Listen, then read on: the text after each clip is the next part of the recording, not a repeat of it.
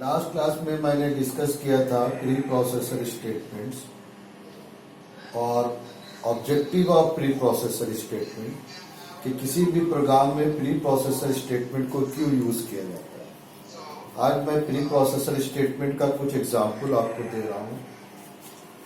Most important pre processor statement is include.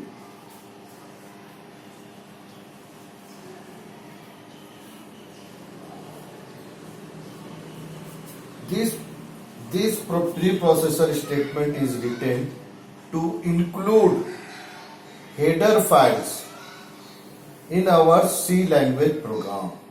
यानी जो programme हम लिखेंगे उसमें हम हेडर फाइल जो उस प्रोग्राम के लिए जरूरी है उसको हम क्या करेंगे अपने प्रोग्राम में इंक्लूड करने के लिए, यानी अपने सोर्स प्रोग्राम के साथ ऐड करने के लिए इंक्लूड प्री प्रोसेसर स्टेटमेंट का यूज करते हैं। तो it is use to include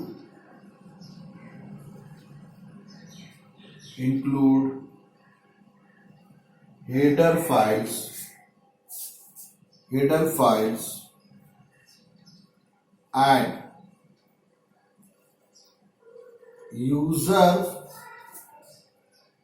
source files contains user defined functions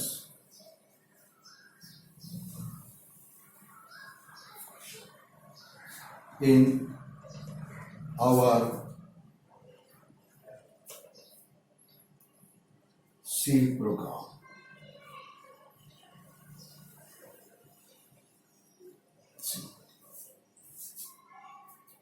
जैसे फॉर एग्जाम्पल अगर सपोज हम अपने प्रोग्राम में दो फंक्शन यूज करते हैं, एक फंक्शन है printf एंड एक फंक्शन यूज कर रहे हैं scanf। ये दोनों फंक्शंस का इंफॉर्मेशन सी का कंपाइलर को प्रोवाइड करेंगे उस हेडर फाइल की मदद से जिस हेडर फाइल में ये दोनों फंक्शन को डिफाइन किया गया है। तो हम जानते हैं कि printf और scanf और इनबिल्ट इन हेडर फाइल stdio.h। देयरफॉर हम अपने प्रोग्राम में एक स्टेटमेंट लिखेंगे बिगिनिंग में इंक्लूड stdio.h। यानी इस स्टेटमेंट की मदद से जिस प्रोग्राम में हम printf और scanf फंक्शन यूज कर रहे हैं उसका इंफॉर्मेशन प्रोवाइड करेंगे।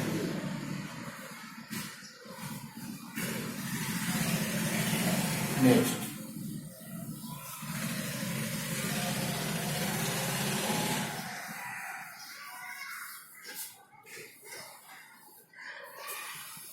सपोज मान लेते हैं कि हम एक सोर्स प्रोग्राम लिखे हैं सी लैंग्वेज में जिसका नेम है, सपोज हम मान लेते हैं उसका नाम है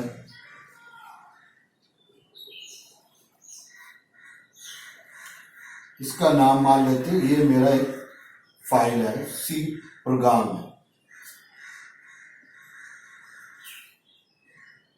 प्रोग्राम्स। इसमें हम क्या किए हैं, we write some user defined functions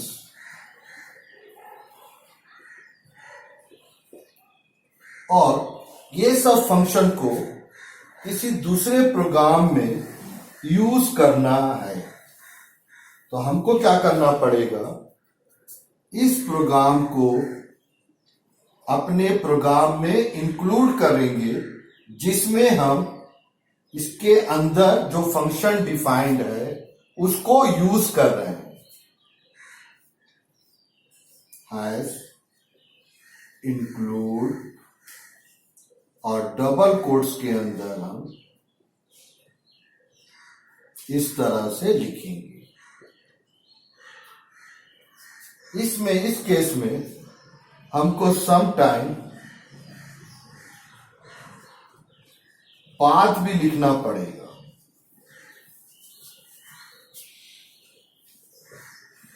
लिखना पड़ सकता है या हम लिखते हैं, अगर जिस डायरेक्टरी में हेडर फाइल होते हैं, अगर उसी डायरेक्टरी में अगर हम इसको सेव किए हैं तो हमको पाथ देने की जरूरत नहीं है। लेकिन अगर एक कोई दूसरे डायरेक्टरी में है या दूसरे ड्राइव के दूसरे किसी डायरेक्टरी में है तो पाथ के साथ इसको क्या करना होगा, लिखना पड़ेगा।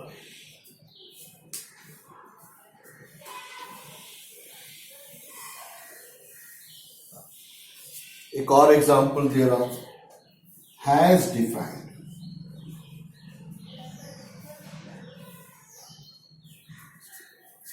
It is used to define macro functions.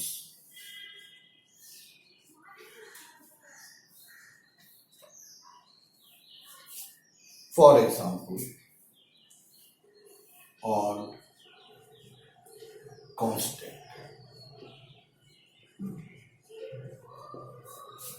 Has defined max is equal to 100। ऐसा लिखें।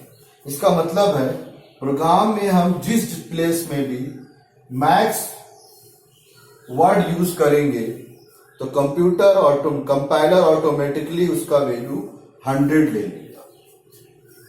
उसी तरह जैसे हम यहां लिखे ऐसे, हैज डिफाइंड, जैसे हम यहां लिखें एफ, यहां दिए एक्स कॉमा वाई, और यहां हम लिखें x into y minus x into, कुछ भी हम लिख सकते हैं, एक फंक्शन लिखें ए लिखें। तो जब किसी भी अगर हम अपने प्रोग्राम में किसी प्लेस में अगर हम इस तरह से लिखें ए कॉमा बी, अगर किसी प्रोग्राम में लिखें इज इक्वल टू आर लिखें। अब सपोज मान लेते हैं कि ए का वैल्यू 2 है, बी का वैल्यू 3 है, तो कंप्यूटर आर का वैल्यू क्या कैलकुलेट करके देगा आपको, ये देगा 2 इंटू 3 माइनस 2 इंटू 2, ये आ गया 6 माइनस 4, ये आ गया 2। यानी अगर किसी अपने प्रोग्राम में अगर हम ये स्टेटमेंट लिखते हैं तो आपका क्या होगा, आर का वैल्यू जो फाइनली कैलकुलेट करके निकालेगा वो कितना हो जाएगा, 2 हो जाएगा। तो ये मैं थोड़ा से डिफाइन किया हूं किसके बारे में, प्री प्रोसेसर स्टेटमेंट। तो प्री प्रोसेसर स्टेटमेंट के ऊपर नोट्स लिखने आता है आपके सी लैंग्वेज के पेपर में, इसलिए प्री प्रोसेसर स्टेटमेंट को अच्छी तरह याद करना है और उसका एग्जाम्पल भी याद रखना है।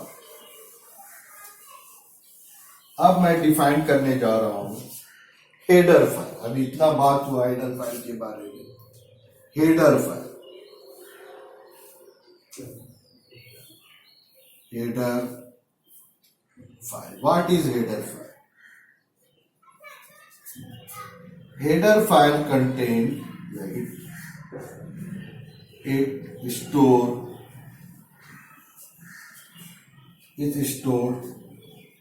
library files. It store library functions which are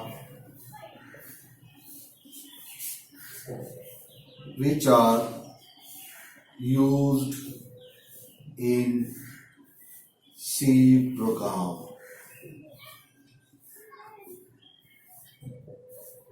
एकदम सिंपल है।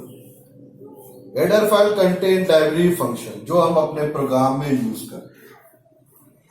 फॉर एग्जाम्पल, जैसे अगर हम बोले कि हम इसके पहले भी मैं डिस्कस किया हूं कि अगर मैं प्रिंटफ एक फंक्शन अपने यूज कर रहा हूं, ये मेरा लाइब्रेरी फंक्शन है या जिसको हम इनबिल्ट फंक्शन भी बोलते हैं।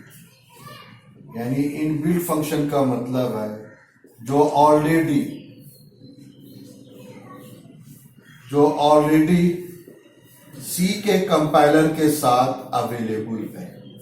अगर मैं ये यूज कर रहा हूं अपने प्रोग्राम में, तब ये जिस हेडर फाइल के अंदर डिफाइंड है उस हेडर फाइल को अपने प्रोग्राम में इंक्लूड करना जरूरी है। तो सिंपली लैंग्वेज में अगर हम बोलेंगे किस तरह इंक्लूड करेंगे, अभी बताया हूं प्री प्रोसेसर स्टेटमेंट की मदद से। इंक्लूड .h, इसका मतलब ये हो गया कि वेन एवर, जब कभी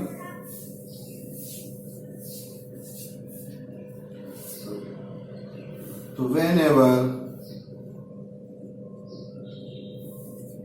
we use functions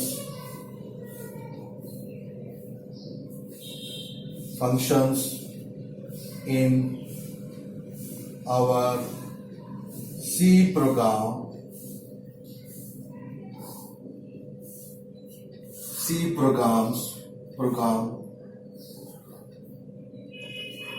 we have to include corresponding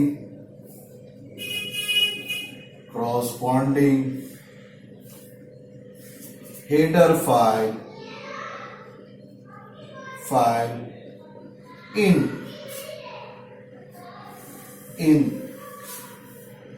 header file in our program.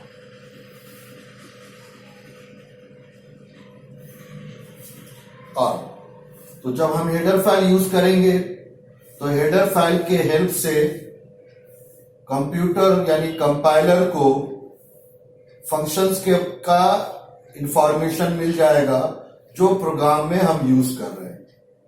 लेकिन अगर आप कोई फंक्शन यूज किए मैथमेटिकल फंक्शन, लेकिन उसके कॉरस्पॉन्डिंग हेडर फाइल को अगर आप प्रोग्राम में यूज नहीं करेंगे, इंक्लूड नहीं करेंगे, तो उस प्लेस पर प्रोटोटाइप एरर दिखा देगा। प्रोटोटाइप एरर के मतलब ये हुआ कि इस फंक्शन के बारे में कंपाइलर को कोई भी इंफॉर्मेशन नहीं है। कुछ एग्जाम्पल दे रहा हूं हेडर फाइल का।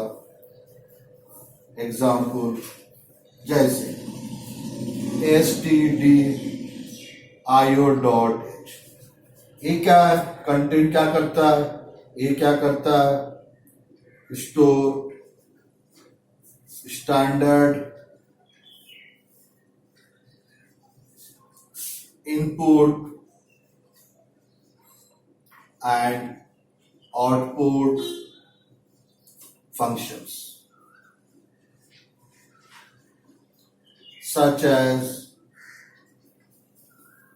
printf, scanf,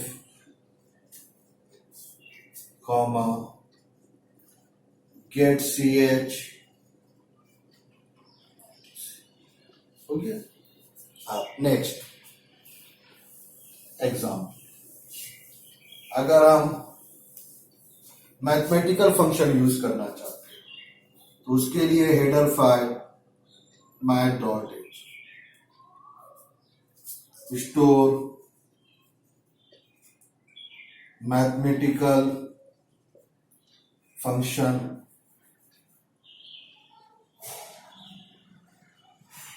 mathematical functions such as sqrt, comma log, इसमें बेस जो है ई, cos, sin, पावर, इस तरह। तो हम क्या करेंगे, इसमें बहुत सा मैथमेटिकल फंक्शन है, जब कभी भी यूज करेंगे तो हम इसको इस हेडर फाइल को हमको लेना पड़ेगा। अब एक और बताने जा रहा हूं, स्ट्रिंग डॉट एच। तो store functions for manipulating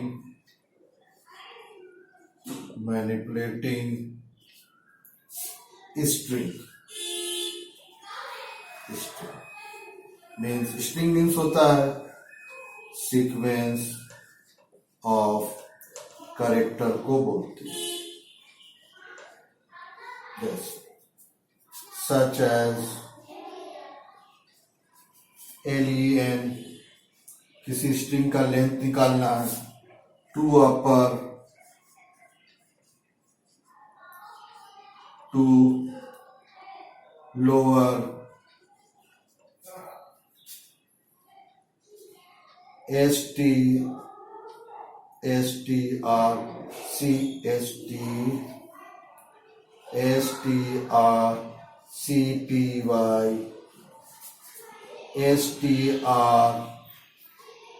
CMP, इस तरह के बहुत से फंक्शन हैं जो क्या है, स्ट्रिंग डॉट।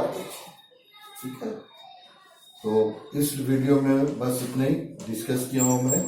नेक्स्ट वीडियो में फिर मैं आगे सी प्रोग्राम को कैसे कंप्लीटली लिखा जाएगा, सी प्रोग्राम का क्या स्ट्रक्चर होगा, उसको मैं डिस्कस करूंगा। Thank you.